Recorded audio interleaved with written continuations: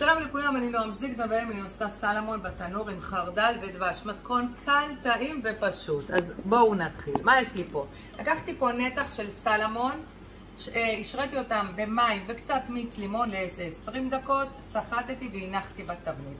עכשיו אנחנו עושים את הרוטב. אני לוקחת 2 שיני שום קטוש, כף אחת של סוכר חום, הוא גם נותן מתיקות וגם נותן צבע יפה. אז כף אחת של סוכר חום, רגע, אנחנו נפתח פה, 2 כפות של רוטב סויה.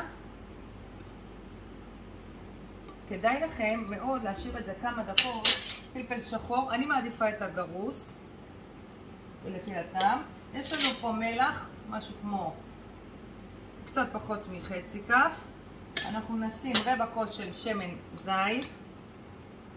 זה מאוד תלוי בכמות של הנתחים שלכם. אם אתם עושים כמות קטנה אז תעשו חצי. 2 כפות של דבש.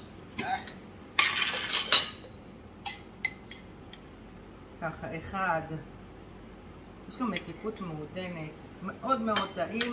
ו2 כפות חרדל רצוי מאוד, חרדל דיזון.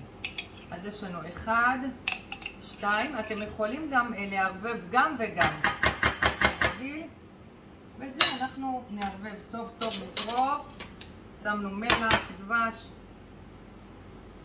עכשיו אנחנו מערבבים את זה טוב טוב טוב. קודם כל יש לו צבע יפה, מאוד מאוד יפה. ועכשיו אנחנו שמנו פלפל שחור, חרדל, שמן זית, מהמם. לפעמים אני שוכחת. עכשיו את הכל אני מורחת.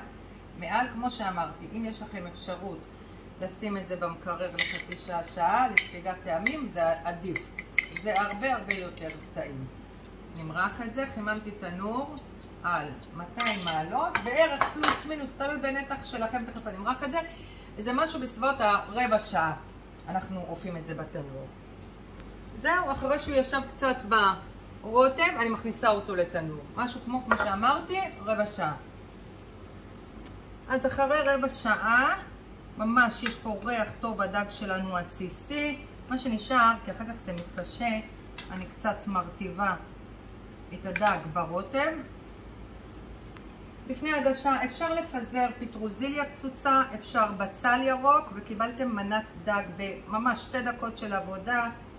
דג משגע, שאפשר לאכול אותו עם פירה או עם אורז או עם שועית מוקפצת. רגע, זה טיפה חם. שימו לב, ריח מושלם והטעם נהדר. זהו חברים, זה המתכונת שלי להיום. אני מאחלת לכם שיהיה לכם בהצלחה. תמשיכו לעקוב, להתראות בסרטון הבא.